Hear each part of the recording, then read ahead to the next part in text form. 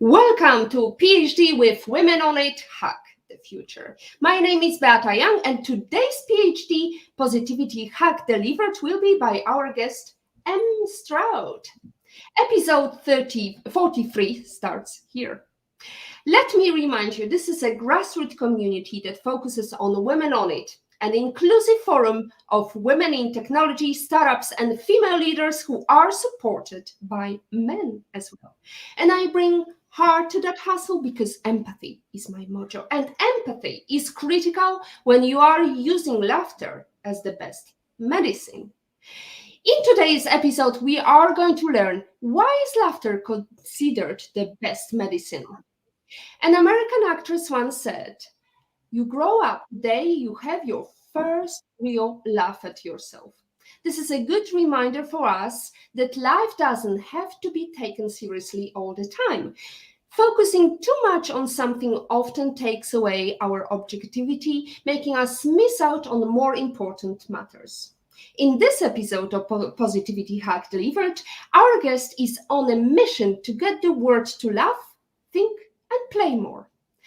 Emma, or I should say M. Stroud, runs Mastermind Groups for CEOs, MDs, and entrepreneurs. Her current creative production is an autobiographical film that was adapted from her sold-out theater show, Me, M, Reframed, will be shown to the general public in 2022.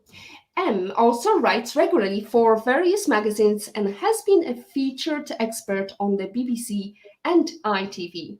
Her podcast, Clowning Around, that was launched successfully in February last year, has garnered listeners worldwide and is now a top 30 podcast in the UK.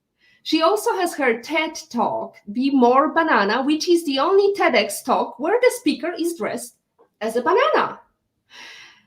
So let's start with question M.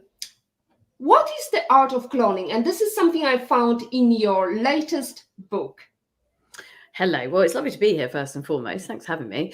What is the art of clowning? Well, the art of clowning, firstly, lots of people are scared of clowns, and you shouldn't be, because clowns, we are the truth tellers. So I want you to kind of think of Shakespeare, the Shakespearean fool or the court jester, something like that. And the art of clowning is really about expressing a part of you that perhaps you don't always let out to play. And as a clown, my job is with kindness to say what I see. And when I do that, and when I'm in that place of clowning, and I've personally got 3 clowns, actually what it enables me to do is to find the wonder in the world, to find the joy in the world. And there really is a craft amongst, to become a successful clown. I've studied it for years, and actually clowning and understanding what clowning really is enabled me to, as you rightly said, write my first book, Lessons from a Clown, because actually to be a clown, you actually have to really know who you are. And so to be a truth teller, and across the world, many, many, many cultures, clowns are massively revered. So I'm also on a bit of a mission to kind of get the word clown more understood rather than just being scary. Find courage to show up for yourself and laugh every day. Can you tell us how to find courage and show up for yourself in, let's say, 30 seconds? In 30 seconds, yeah. To have courage to show up for yourself, then you've actually got to be brave enough to ask yourself some questions. You have to be brave enough to stop and really check in with what it is that you're doing, and whether everything that you're doing on all of the different conveyor belts of life, whether that's truly making you happy. And if it is, brilliant. But if it's not, then you have to have the courage to then maybe stop, get off said conveyor belts and question where you are. And when you do that, my word, the world is possible. It's full of loads of different things. That's how I think you can really find the courage to look up who you are. Well, it's very philosophical, not much clowning around here. I have to say, is it time for your tune from your podcast? Oh, is it changing? I mean, always, the tune for the podcast, it always, yes, I love that when somebody's like, it's like clowning around. This is just us clowning around. Yeah. that is the theme tune, you know, to it. And that's the thing, because, you know, within clowning, there has to be a level of depth as well, you know. So it's this beautiful thing of, you know, because with light there's dark, and with dark there's light. And that's why, you know, I'm fascinated by all of this stuff. I have to say that you managed to go from the very serious talk now to really make me smile, and I hope all the audience can join in and have a little bit of laugh and also reflect on some serious stuff. Yeah. And do you have, I was wondering, because I remember people were, some comedians were complaining about the fact that whenever they meet some strangers, they are always asked, can you tell me a joke? Do you have the same problem? It is a bit of a thing, you know, because if you do say that you do, you know, sort of comedy, so I do improvising as well, and I've done, you know, my theatre shows are theatre comedy, so I tell stories and make people laugh. Do I feel that pressure, you know, like when I was on a date and, you know, and things like that, and going dating to make people laugh? It is a little bit odd when you're trying to meet somebody just as a human to a human, and they go, oh, so you're funny, what's your best joke? And I'm like, I don't actually tell jokes, I tell stories. And so there is a bit of a weird thing, because it's like, if you meet a plumber, you're not going to go, oh, hi, you're a plumber, can you mend my tap? It's not the first thing that you instantly say. But the whole thing is, you know, at my heart, I am naturally, I'd like to think, sort of a fun and kind of energetic being. So hopefully if you spend a bit of time with me, we will naturally just giggle a bit, because, you know, that's got to be the light, right? Absolutely. And I have to say that I remember when first time we met, it was 2018, I believe. We were delivering some speech to leaders, industry leaders, and we had to make sure that these people, the outcomes are not only about laughter, also about how to get confident, how to be the leader of the future. And I think you were challenging the audience a little bit. I would like to think so, because for me, and this is, well, it's exactly what you do as well, right? You know, that's why this exists, is to help and to challenge people and to get us to think. And for me, you know, what I found after, you know, doing speaking and working in business for about 20 odd years or so, is that if you get people laughing, so they're open by the very nature, as soon as you're laughing, then actually, you know, you've got that lovely bit of chemistry going on, you feel better and all of that stuff. And then it's actually far easier, I find, to then help people go into a place which perhaps is slightly more uncomfortable. Because for me, I don't ask anybody to do anything I haven't done myself. And it is that thing of, we have to be brave, you know, and if COVID hasn't taught us anything, and when we're thinking about entrepreneurial journeys, we are already brave if you've been an entrepreneur. But in order to really kind of master that success and carry on, you have to keep looking at yourself, because that's all we have. And I think that's one of those things that I love doing with leaders, is going, slow down, stop looking at the rest of the world and start looking more at you, because ultimately that's all we can control, right? Absolutely. Well, what is a clown, really? That's another question you're asking your audience in your book. Can you tell us? Yeah, of course. A clown, we are the truth tellers. We are the people that see what is really going on and say it. We are the people that quite often will deliver the messages that nobody else has the courage or the permission. If you go back in time, one of the main things that history would say is that if you go back within the UK, and especially within England and the court jester used to be able to say things that nobody else would have been able to do. In essence, that was the first real sort of clowns. And if you look across the world, there are clowns all around the world. And sometimes, as I said previously, there's a misconception about us. And for me, we're also the people that bring the joy and the light. And it's the childlike part of myself as an adult. It's not me trying to be a child. It's the childlike part of me that can see the wonder in the world, that can find the fun and the joy. And surely we all need a little bit more of that right now. Absolutely. And I have to say that I was thinking about what kind of joke we could say at the beginning. And there is one: a stupid person laughs 3 times at a joke. Once when everyone else is laughing, a second time when he actually gets the joke, and a third time when he realizes he was laughing without getting the joke at first. So, are stupid people not capable of laughing at jokes at first time? Wow. I mean, firstly, I don't think I'd ever like to call anybody stupid, because that kind of goes against where my heart is lying. I think naturally, I think some of us don't. I think there is certain humor that we naturally relate to, and then there's other types of humor that we don't, which is brilliant, which is why there's so many different types of comedians. And I think quite often we could just be there and just going, I just don't get that joke. I just don't get it. It doesn't necessarily mean that we're stupid. It just means perhaps it was delivered in a way that doesn't connect to us. Because this is what makes us human, what makes us all so interesting, doesn't it? Because different people will make all of us laugh in different ways. And so it's about understanding who makes you laugh, and then also connecting with your own sense of humor, and allowing yourself to do that, and just giggle more. Just basically giggle more. Giggling more is good. And how to keep serious while giggling? I mean, especially women apparently have this concept of if we laugh or giggle more, we are less being taken less seriously. Is that the truth, or did you have biased perception of your making jokes in the office? I think naturally, I think us women, I think we haven't had so many role models. And I think that's a big part of it. We haven't had, up until probably the last 10 or 15 years, there's been very few female comedians and funny women up on stage. And I think that's changing. I think that's changing around Europe. I definitely know it's changed within the UK.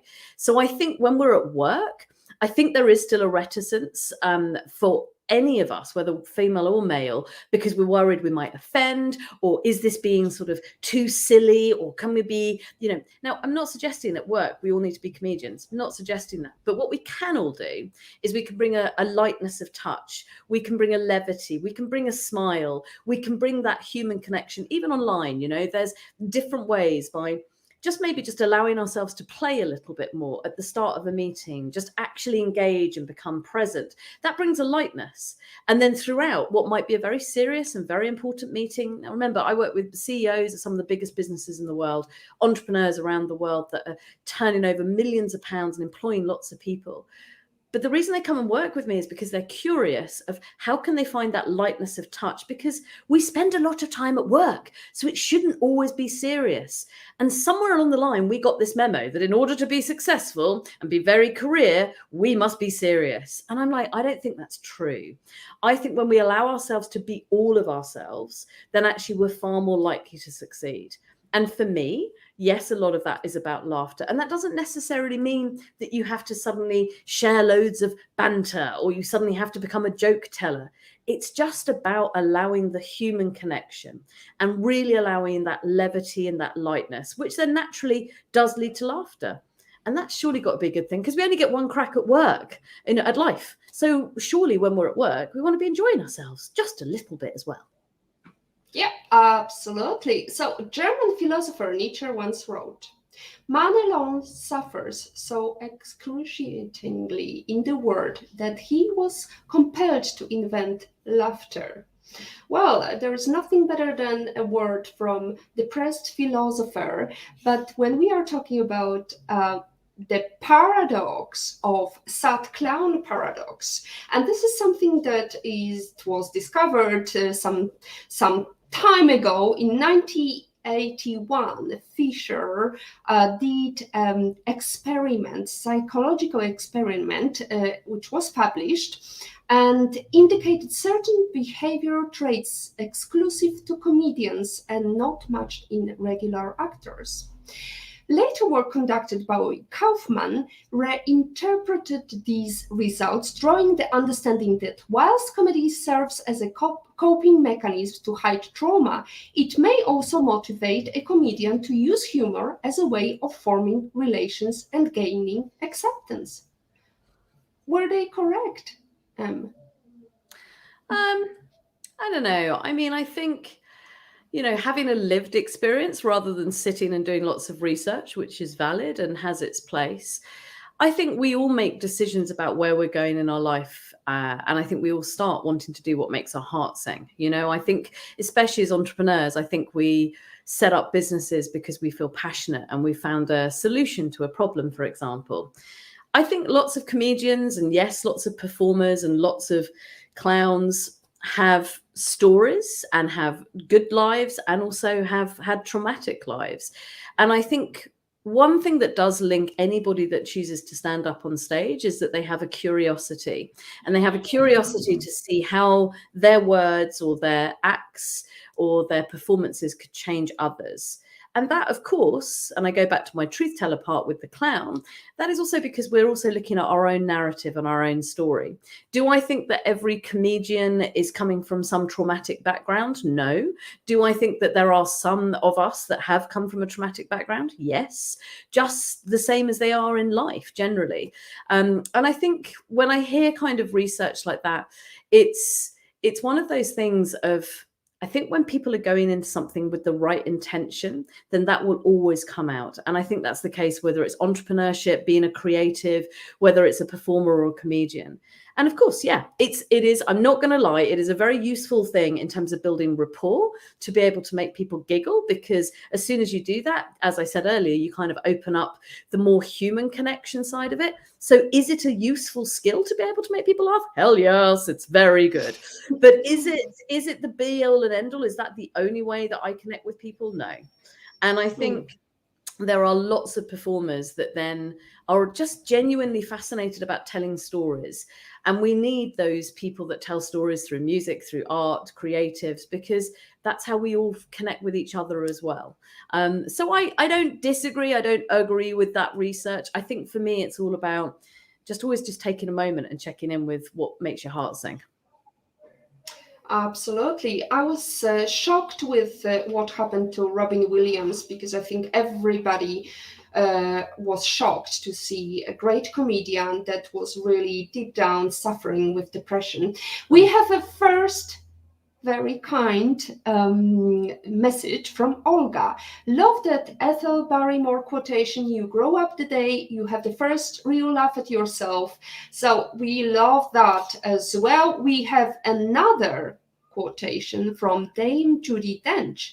I think you should take your job seriously, but not yourself. That is the best combination. How not to take yourself too seriously? And we'll move on to In Love and in Pain next. I think it's about really just taking a moment, and before you click join or you click connect or whatever, just taking a moment and just going, how do I want to show up?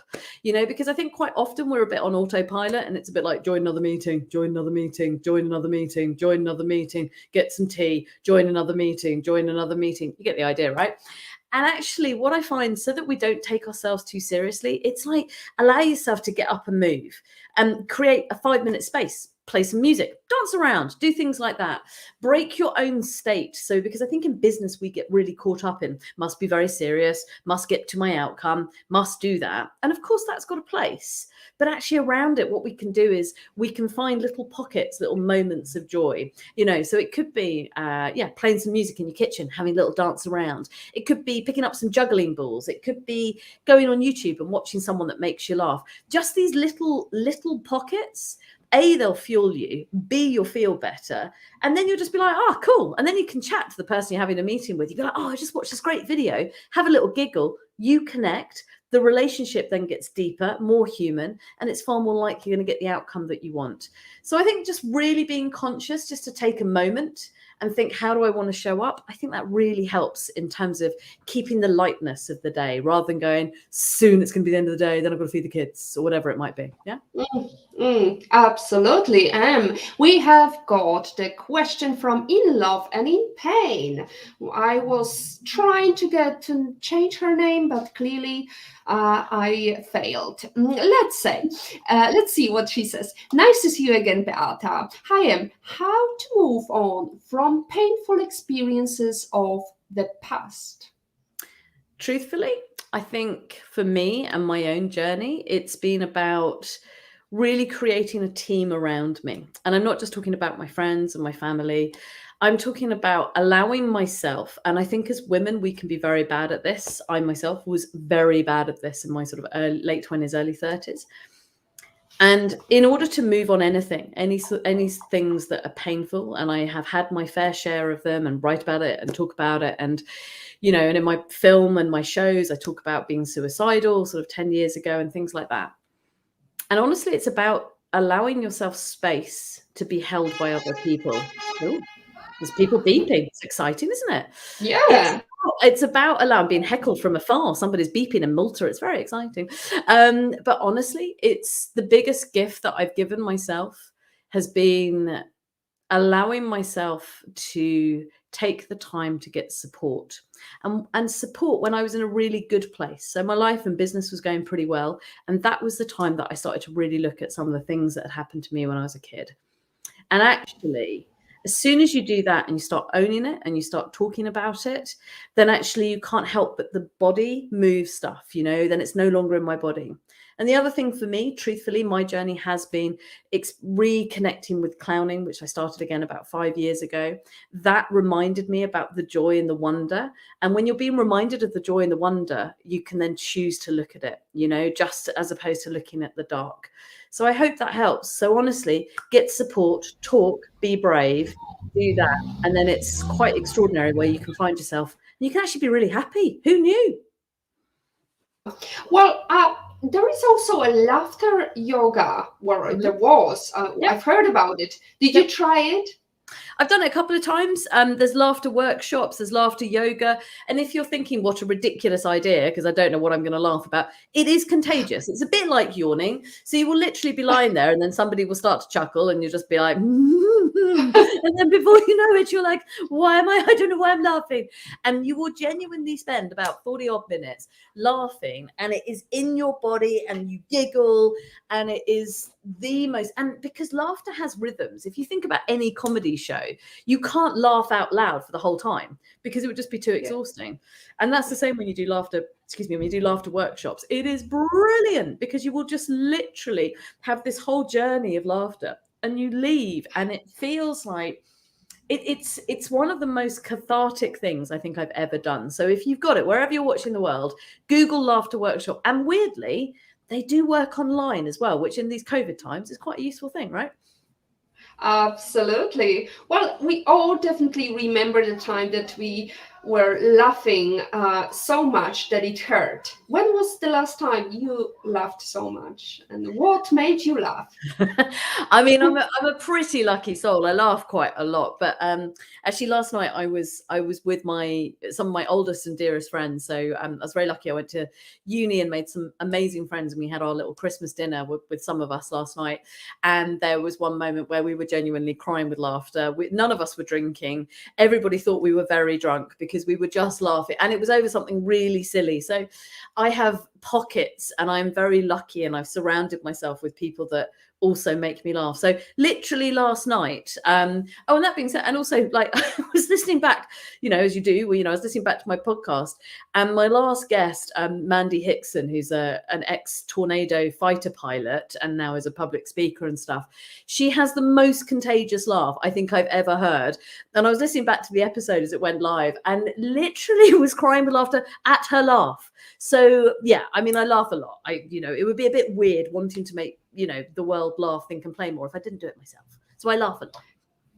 That's good. That's great to know. So what are your techniques? I know laughing yoga or workshop or whatever tickles your fancy. Of course, it's not going to work every time, right? What are some of the techniques that help you generate the positive mood that you need? To generate... I guess with a positive mood, there's some really key things that I've really learned. First one is really about my own sense of self-care. So I know this sounds really daft, but I think especially those of us, we all run businesses, right? And actually when we run businesses, and then we've got families and we've got friends, everything like that, quite often our own sense of self-care can be quite low. And actually, one of the things that I think is really important in order to be in a good place, both mentally and physically and spiritually, So you've got to look after yourself. You've got to have really good self-care.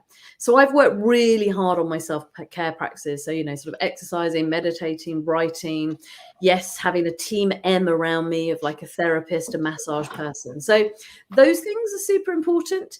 I also think, honestly, I'm very prudent and I'm very proactive with how I choose to live my life, because as entrepreneurs, right, we get to choose what goes on in our diary, not the other way around. So for me, it's about being proactive in terms of, right, okay, here's a creative day, here's a admin bit of my time, and I really needed that structure so that I could then fly. There's no way I would write a show, write a book, do podcasts if I didn't have that. So I kind of get to look at my diary and just go, woohoo, because I'm like, brilliant, that day I'm doing that, and then this day I'm doing that. So in essence, I think in order to kind of be coming from it from a really good place, it's just about making sure that you've set yourself up your whole life, not just your work, but your whole life, so you're fueling you. And I've got this thing that I talk about in my book called the Rainbow Diary, which is in essence a very simple color coding system, which enables my whole life to make sure that I'm doing the things that make my heart sing. And then that just enables me to, 95% of the time, be a pretty happy little human being, which is good. I am little, by the way. I'm 5'2.5". So I really am short. Okay, well, let's look back at the cover of your book.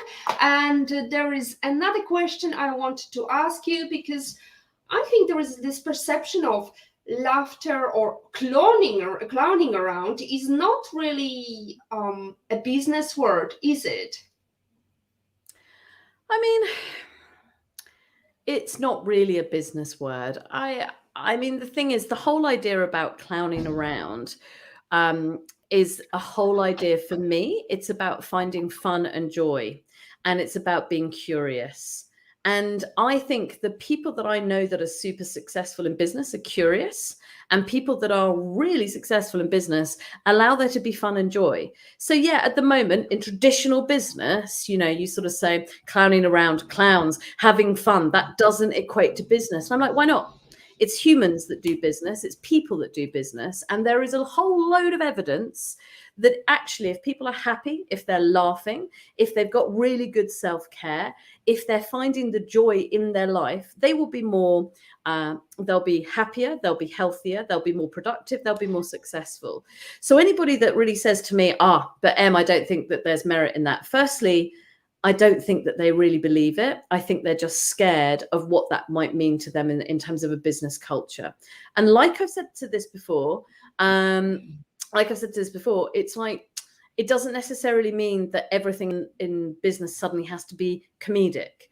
I am merely suggesting that we just need to have more fun, more light, and more laughter, which will make us more successful in those more serious bits. It's about creating that journey rather than just keeping it all at, we are very serious. And if you're watching and thinking, yeah, but that's not true for me, I have worked with some of the top law firms, financial firms, the big banks in the world. I've worked with charities, tech firm, healthcare companies. And the evidence that they witness when they allow this, it is that change, because people do business. And somehow, as adults, I think we forgot that actually we only get one crack at life. So enjoying what we do surely has to be important.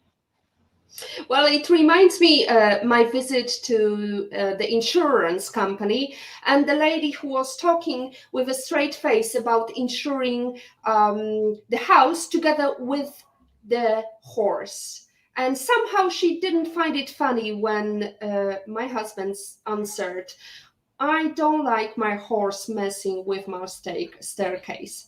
So it's definitely making an impact when you've got somebody reacting at your jokes, or at least finding a funny side of life. We've got Olga questioning.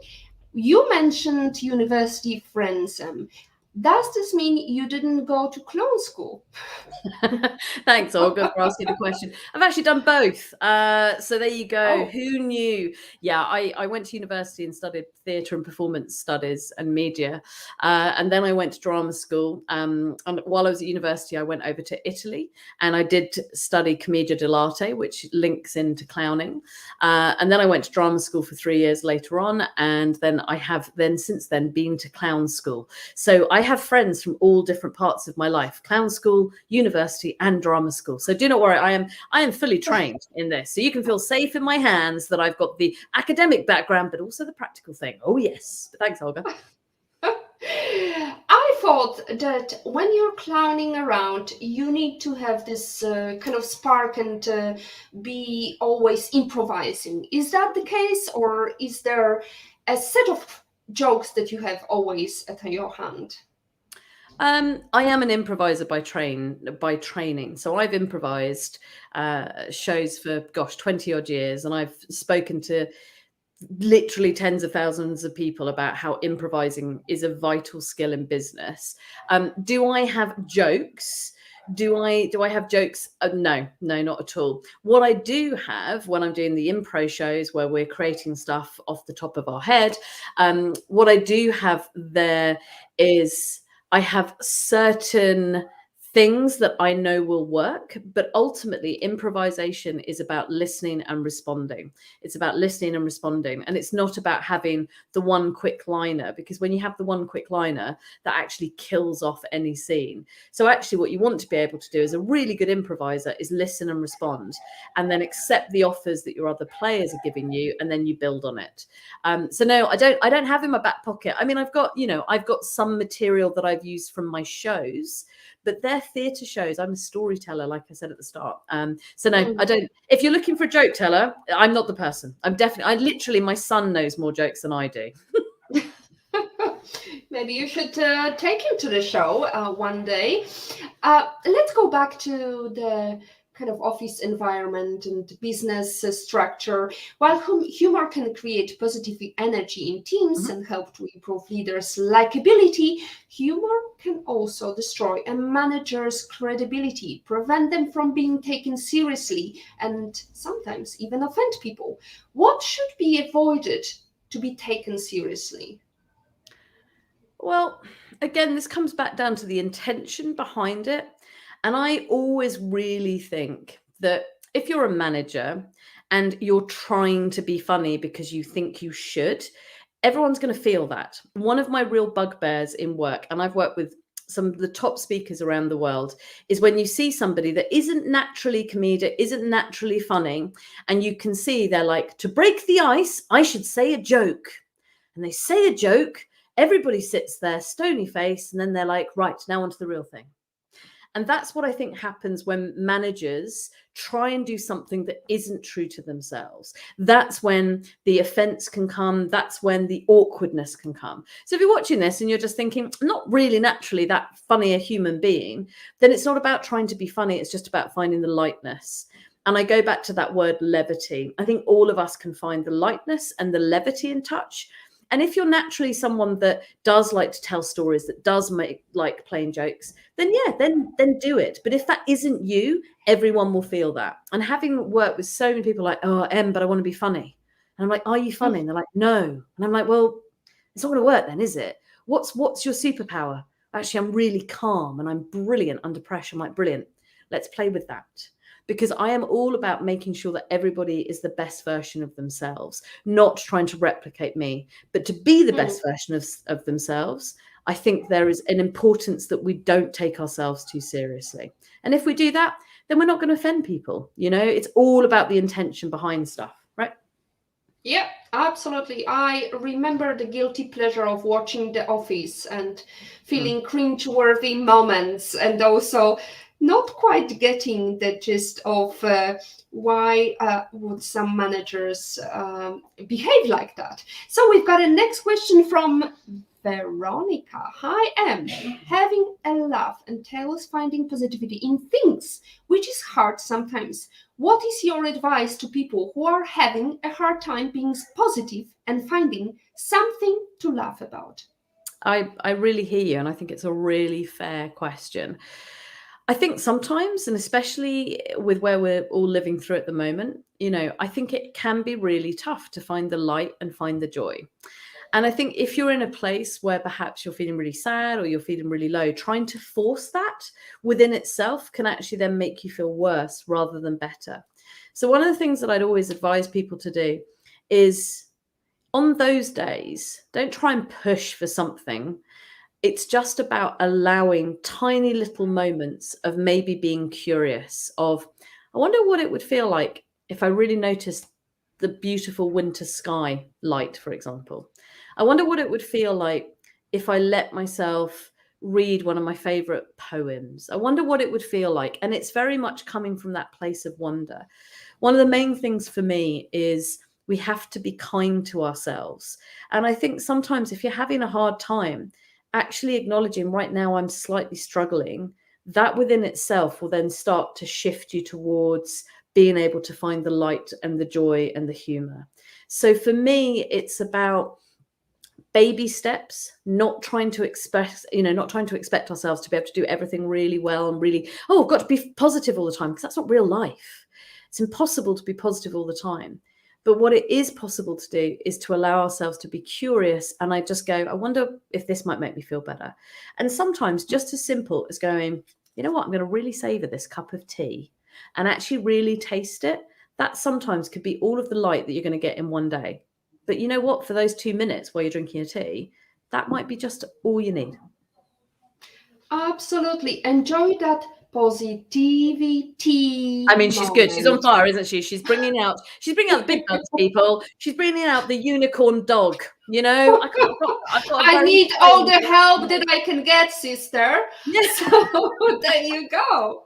So I remember in 2018 as well. It was just before COVID, so I was oblivious to what is going to happen next. And I enjoyed the Women in Tech conference in March, 8th of March 2019. 10th of March was the time that Malta announced a lockdown. So I was lucky enough to make it before the lockdown back to country. But I remember this conference in particularly because the lady was telling us about leadership and laughter. And she told me something that kind of made me stop and freeze, because women can encounter sexual remarks or inappropriate comments about physical appearance.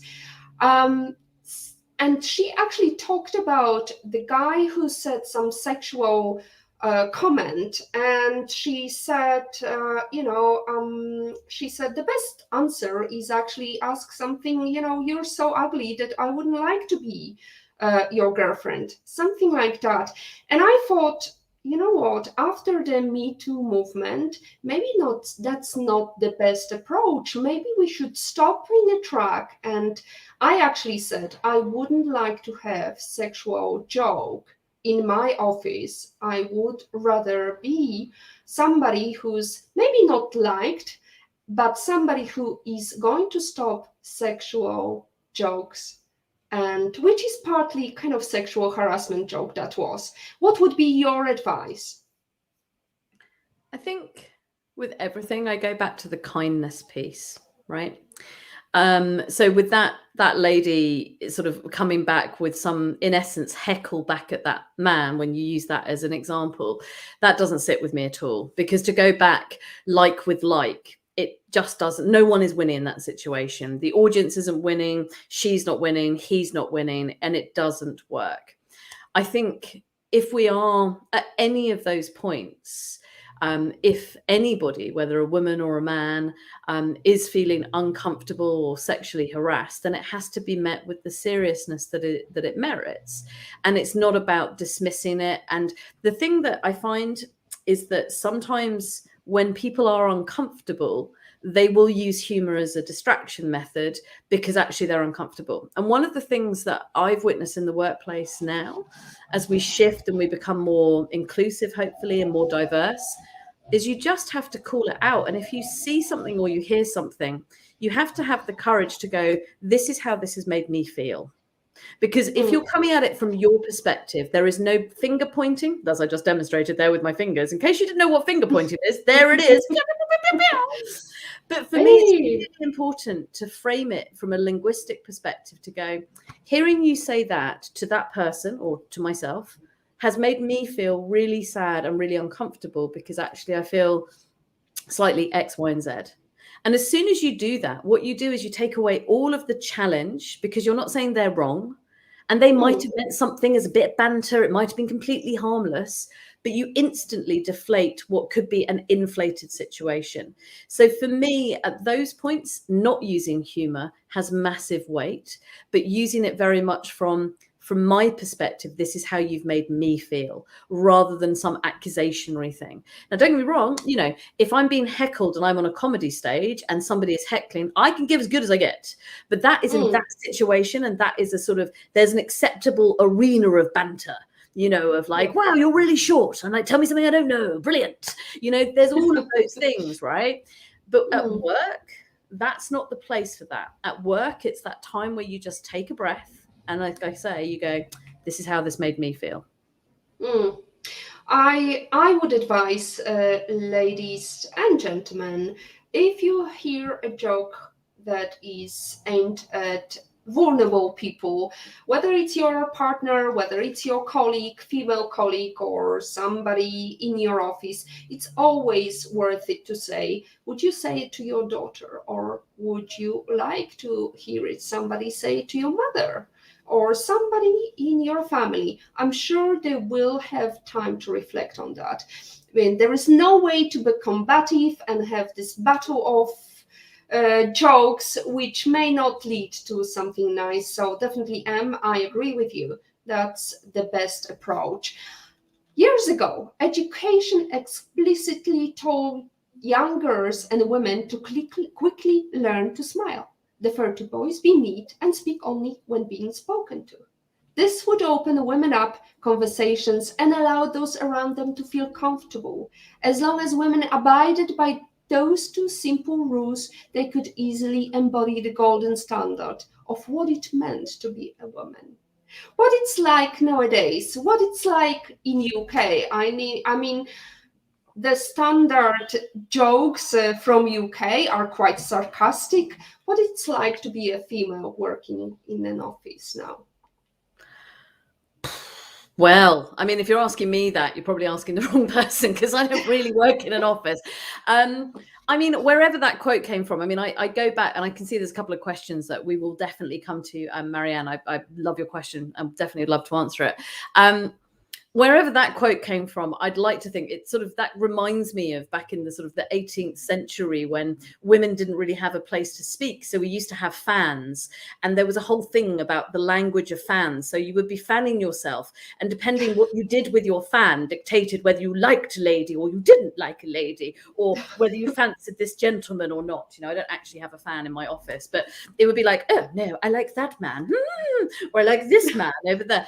And there used to be, and that quote that you've just said sounds like we've gone back to about the 17th century.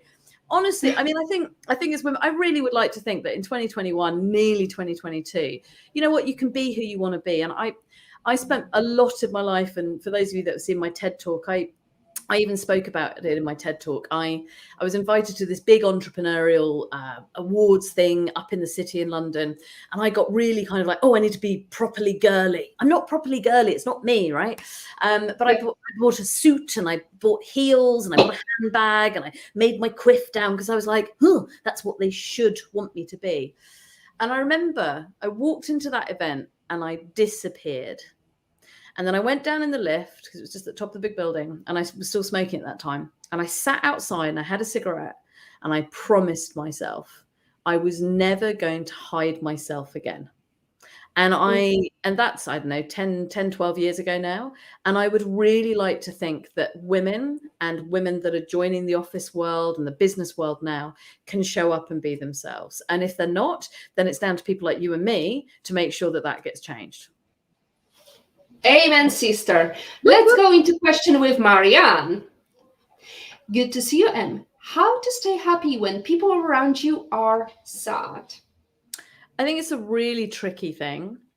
And I think, and it's really human, because especially us women, we can be empaths and we can pick up, you know, all of these different energies and stuff.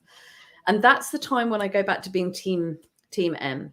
You know, there will always be certain points where there are people around you that are sad. And actually, that's when you have to really invest in you and make sure you up your self-care so that you don't get pulled into someone else's narrative. And then what you can do by being truly happy and being truly okay, then actually what you then are is a bit of a beacon of light for those people that are perhaps feeling sad. And they might say, Marianne, how come you're okay? And you'd be like, well, actually, I'm really looking after myself. I'm sleeping well. I'm eating well. I'm exercising. I've got a great therapist. I've got a great coach. And actually, that's really helping me be okay. And that might be the one thing, by you being the best you, that might shift them or not. I also think, truthfully, I think if you are hanging around with a lot of people that are making you sad, then you have to reach out to other people that aren't in that headspace, because naturally, eventually you are going to get brought down. So it's who we choose to hang out with, who we choose to give our energy to. It's just being really conscious of that. And of course, everybody, we all have people that we know and love that sometimes will be sad. And that's different. We have different peaks, right? And troughs. But if you're around a lot of people with a lot of sadness, then just maybe be a bit braver and just maybe take yourself and create little pockets of joy with new people. Pockets of joy. That's fascinating. What is that? Pockets of joy, just little things that make your heart sing, little kind of pick-me-ups.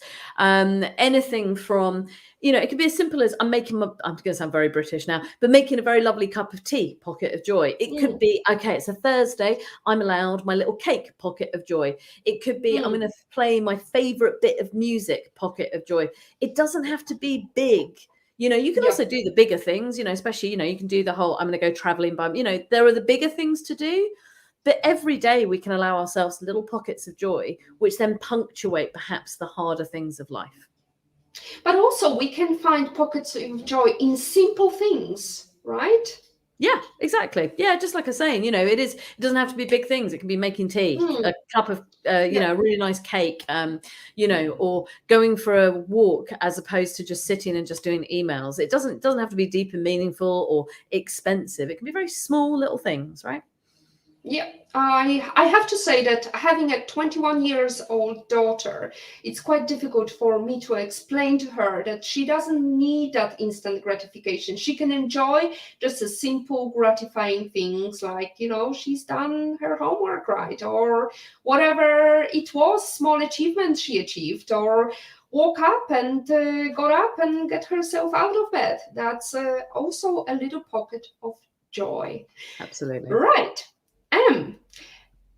Let's go to the fear of being forgotten, which is apparently present anxiety amongst comedians, that their popularity may disappear tomorrow, and hence they are really driven to exhaustion in their work. Does it happen to you?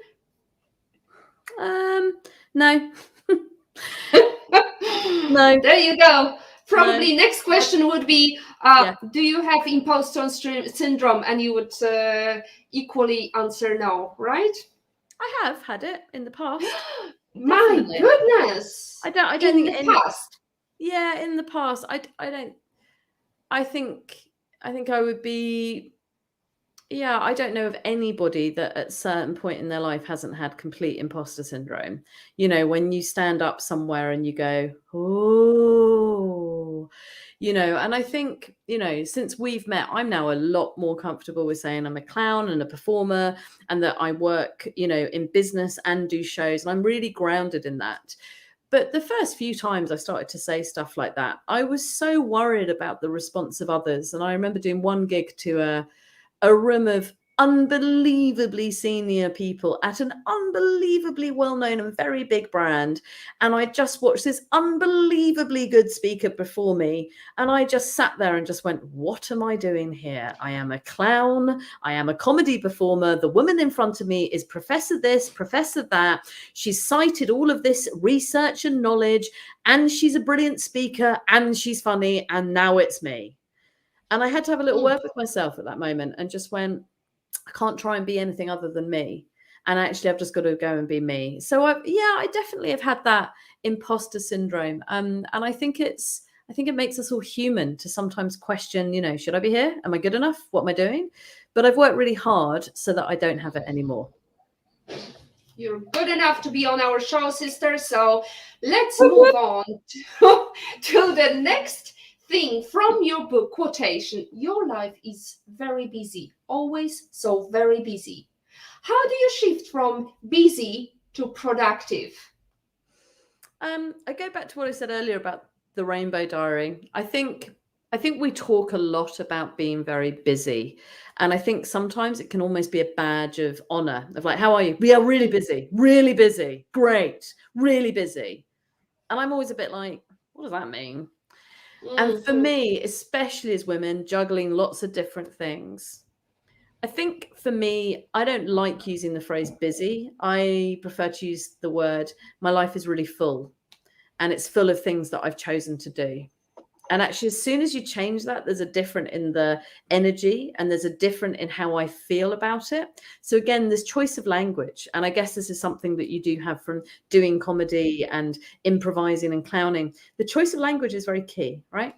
And so if you tell yourself, right, actually, my life is really full, then actually what you're doing is going, but I have chosen to do this. I have chosen this. And then it's just then about kind of going, how do I want my whole life to look? Okay, I've got time in my business there.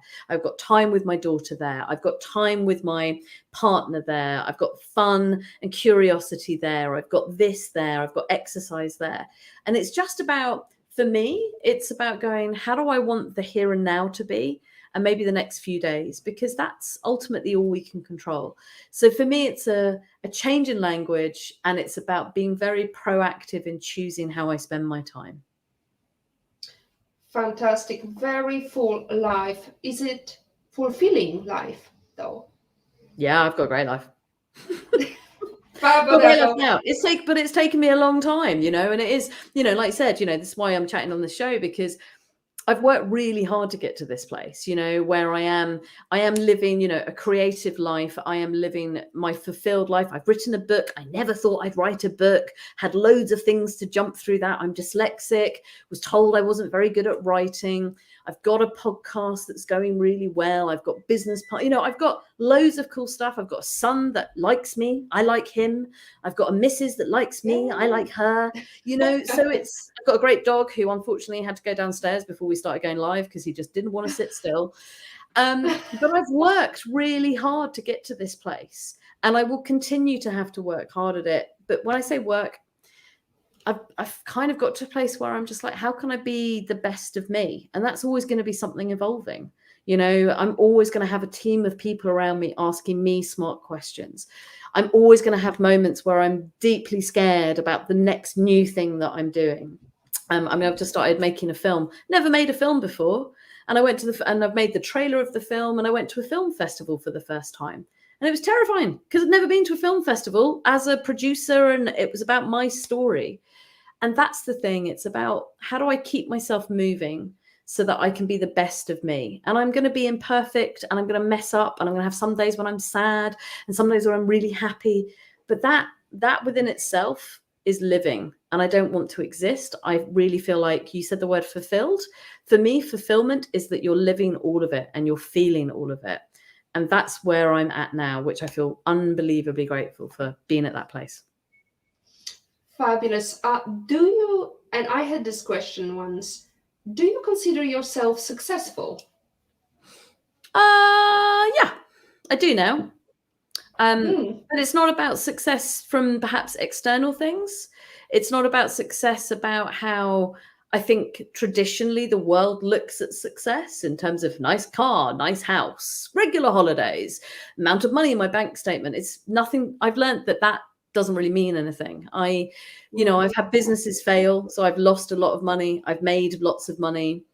And actually for me, success is the fact that I can sit here at, what time is it? 5:45 UK time, and own the fact that I'm a clown, and that I'm a business person, and that I'm me, and that I'm gay, and that I'm a mum, and that I can just show up and I can be all of me. That to me is success, because my younger self wouldn't have been able to do that. My younger self would have been, must put on masks and make sure I'm very professional, or must be this, or must be that.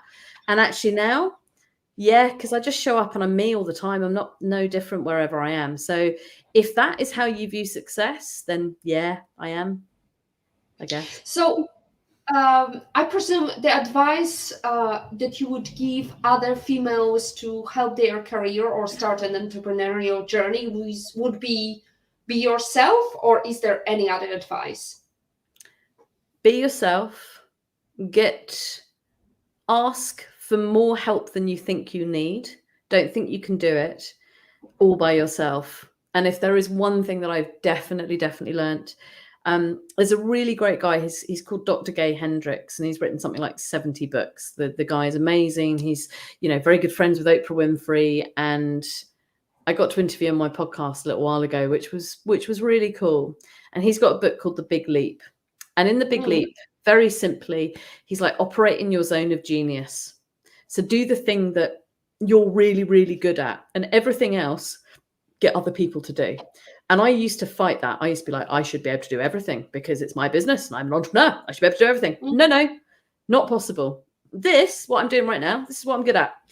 Writing, creating stuff, chatting to people, coaching, masterminding, all of that stuff. That's what I'm good at. Admin, all of that other stuff, systems, processes, not my skill set. I can do it, but it's not my skill set. And if you are thinking of setting up your own business and you think you can't afford to get support, because if they're good at their support, the money will come back because you're doing what you're really good at. So honestly, anybody that is thinking about doing that, that's been my biggest learning thing of like, don't try and do it all yourself. Focus on what you're really good at and then create an amazing team around you, whether employed or freelancer. That's just a different thing, right? Right. It's like Confucius saying, do the things you love doing and you will never have to work. Yep. Right. What is a number one book you can sit and think, oh, I wish I read it before I started my career? Probably that one. And just because it's now really in my head as well. I really wish I'd read The Big Leap 20 years ago. Because of how, and if you like audiobooks, Gay Hendricks himself narrates it and he's got a beautiful speaking voice. So if you like audiobooks, it's brilliant.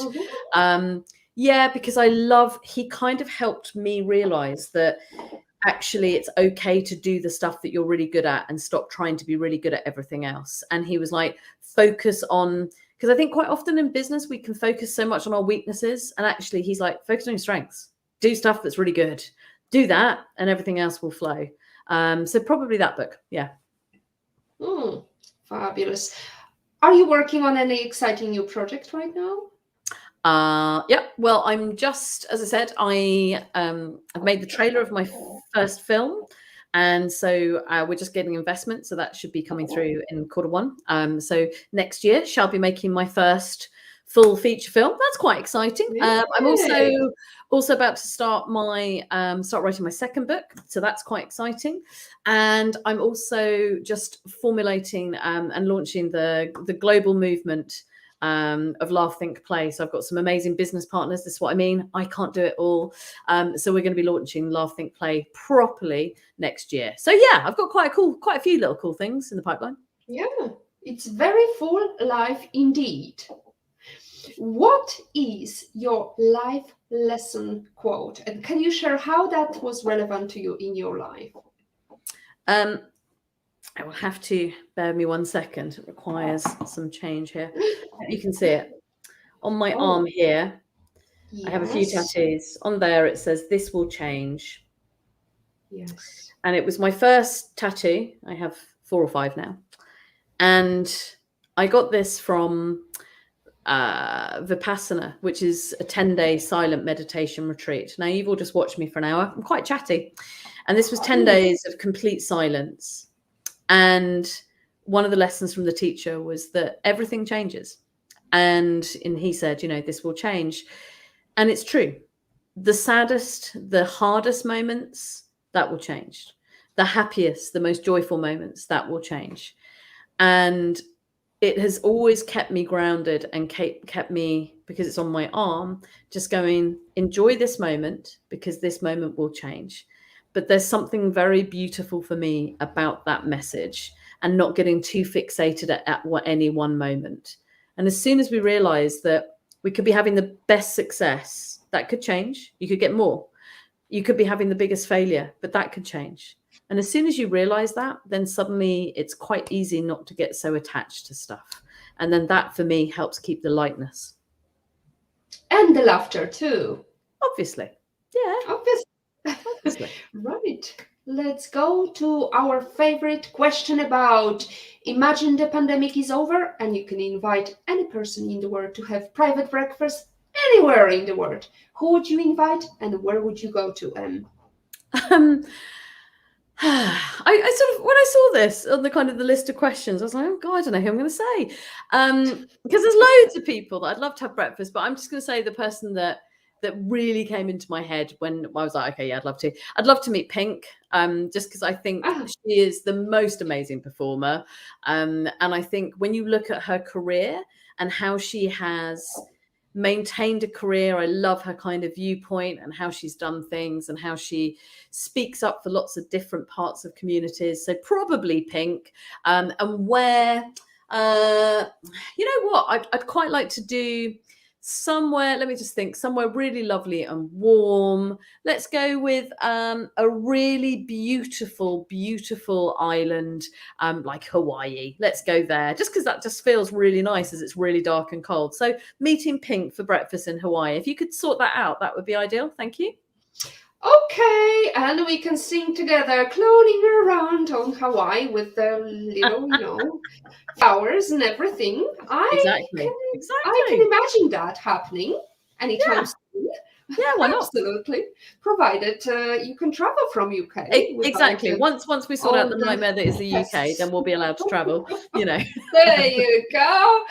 It's been a pleasure. This is the end of our show. Thank you so much for keeping us laughing. And to stay updated and ensure you never miss a Positivity Hack Deliver, follow Women on IT and turn on notifications to be alerted once a video has been published. Tell people and they may forget. Show them, they may remember, but involve them in the laughter and they will understand. Not exactly what Confucius said, but I'm sure he had that in mind as well. When you focus on the positives get more positive.